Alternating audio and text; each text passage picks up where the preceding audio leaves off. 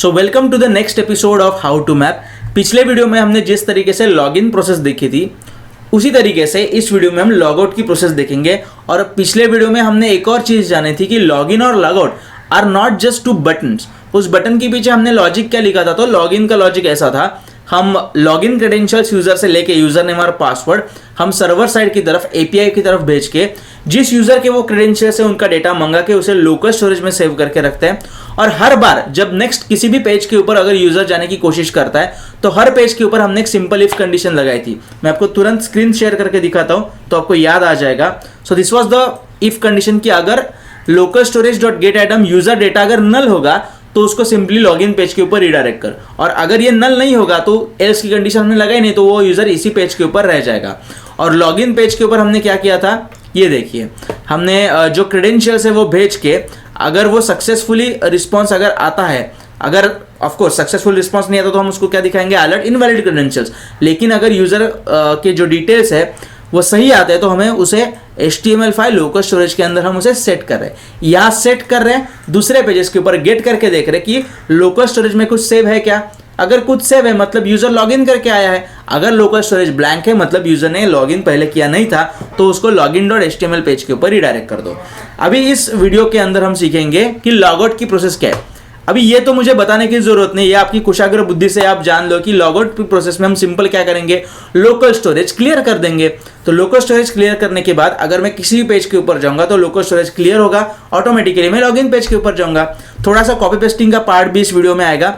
So basically जो view का जो पार्ट है, पहले मैं तुरंत जो हमारा XAMPP है, XAMPP कंट्रोल पैनल से मैं अपाची और MySQL सर्वर स्टार्ट कर देता हूं और साइमल्टेनियसली हम गेट बूटस्ट्रैप की वेबसाइट के ऊपर जाते हैं क्योंकि हमें अभी नैवबार में चेंजेस करने हैं। ऊपर के नेविगेशन मेन्यू में हमें एक लॉग आउट का बटन चाहिए।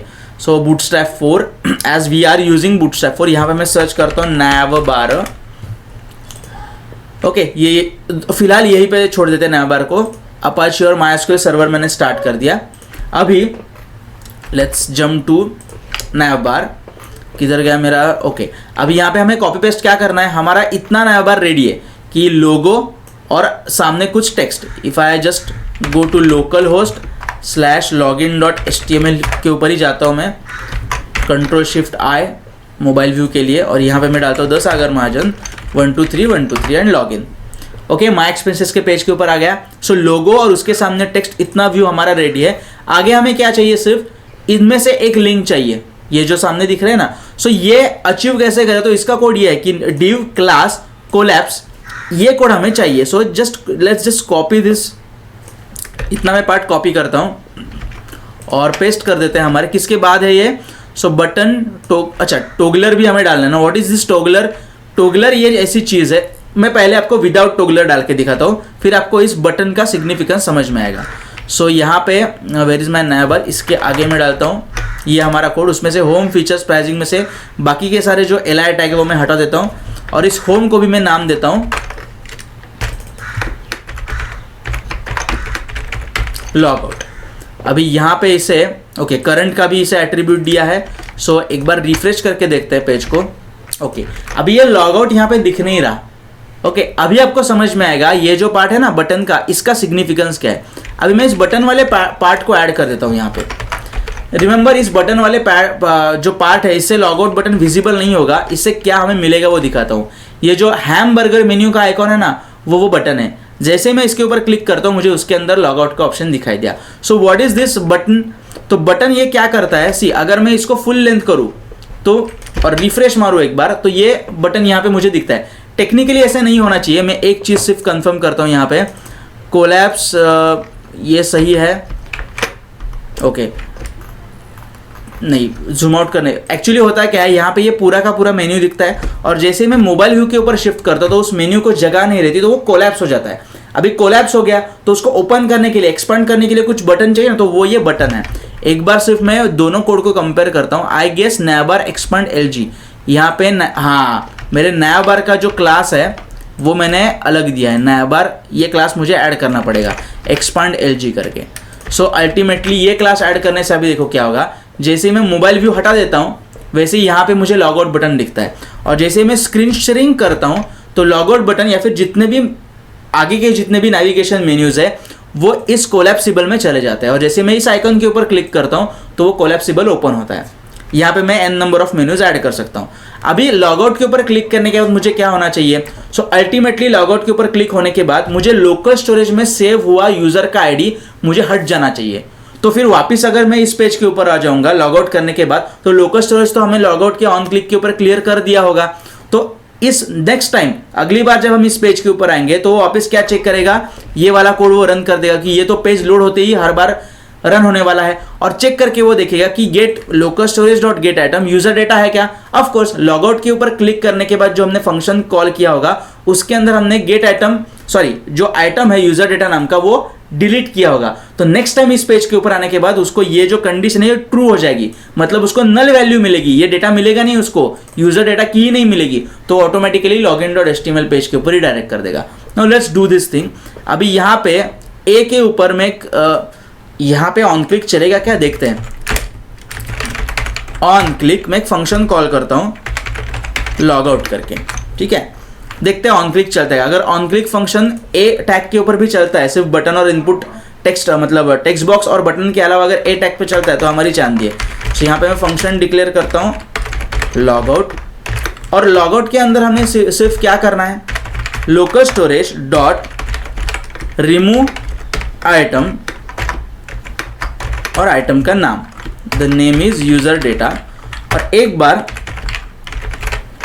Location dot href is equal to, of course log out करने के बाद उसको login.html पेज के ऊपर हम रिडायरेक्ट कर देंगे। क्लियर? अभी यहाँ पे okay, I guess everything is okay, let's see. तो मैंने यहाँ पे क्लिक किया, लॉग आउट के ऊपर क्लिक किया, ऑन क्लिक हमारा चल रहा है। अभी चूंकि मैं location.href इस लाइन की वजह से मैं इस पेज के ऊपर आ गया। अगर मैं वापस यहाँ पे ऊपर माई एक्सपेंसेस जिस पेज के ऊपर हम प्रीवियसली थे वो पाथ डालने की अगर कोशिश करूँ तो ओपन होगा क्या?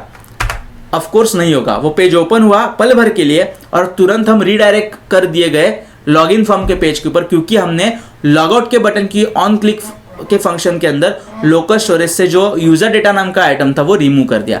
वापस एक बार आपको ये सिनारियो दिखा देता हूँ। 10 सागर महाजन 123 यूजर नेम पासवर्ड डाला, लॉगिन किया। अभी मैं माई एक्सपेंसेस डॉट HTML पेज के ऊपर आ गया।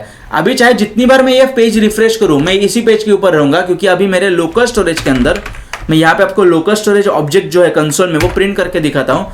लोकल स्टोरेज के अंदर ये देखो, यहाँ पे ये देखो यूजर डेटा नाम की की मौजूद है और उसके अंदर कुछ ना कुछ डेटा है। अभी जैसे ही मैं कमांड लाइन से करता हूँ local storage dot remove item user data, enter मारा। अभी ये मैंने रिमूव आइटम कर दिया, यूजर डेटा आइटम रिमूव कर दिया।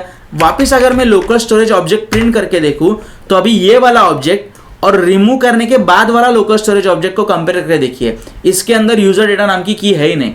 सो इन दिस केस अगर मैं इस सेम पेज को रिफ्रेश करूं तो क्या होगा? मैं सिंपली लॉगिन फॉर्म के ऊपर ऑटोमेटिकली रिडायरेक्ट कर दिया गया, क्योंकि रिफ्रेश करने के बाद उसे ये जो कंडीशन है ना, ये जो हमने लगाई है, मैंने कहा था कि हर बार जब माई एक्सपेंसेस पेज रिफ्रेश होगा तो ये कोड रन होगा। ये कोड रन नहीं होगा क्योंकि ये फंक्शन हमने ऑन क्लिक के ऊपर कॉल किया है। ऑटोमेटिकली सिर्फ ये इफ कंडीशन रन होगी और उसके अंदर वो देखेगा कि नल है क्या। सो रिफ्रेश करने का तो उसे वैल्यू नल मिलेगी, क्योंकि हमने यूजर डेटा को रिमूव स्टोरेज किया था, रिमूव आइटम कर दिया था, और इसलिए हम रीडायरेक्ट किए गए login.html पेज के ऊपर। अभी चाहे जितनी बार मैं वापस यहाँ पे माई एक्सपेंसेस डालने की कोशिश करूँ, मैं वापस लॉगिन फॉर्म के पेज के ऊपर ही आ जाऊंगा और सिर्फ लॉगिन करने के बाद ही दिस इज द लॉगिन। चाहे जितनी बार रिफ्रेश करूँ मैं यहीं पर रहूंगा, लेकिन जैसे ही मैं लॉगआउट के ऊपर क्लिक करता हूँ और वापस बैक जाने की कोशिश करता हूँ, वैसे मैं ऑटोमेटिकली लॉगिन फॉर्म के ऊपर रीडायरेक्ट कर दिया जाता हूँ। So that's it for this video. इसीलिए क्योंकि अगर मैंने एक्सटेंड किया आगे का करने को लिया तो ये वीडियो बहुत ज़्यादा लंबा हो जाएगा। सो इससे अच्छा है सिर्फ लॉगआउट की फंक्शनलिटी इंप्लीमेंट करो और बाकी का जो प्रोसेस है, जो माई एक्सपेंसेस के टेबल के अंदर टेबल बना के उसमें सारे एक्सपेंसेस बाइंड करने के, उससे पहले एक्सपेंस ऐड करने का ये सारा पार्ट धीरे धीरे आगे की वीडियो से हम देखेंगे। So see you in the next video.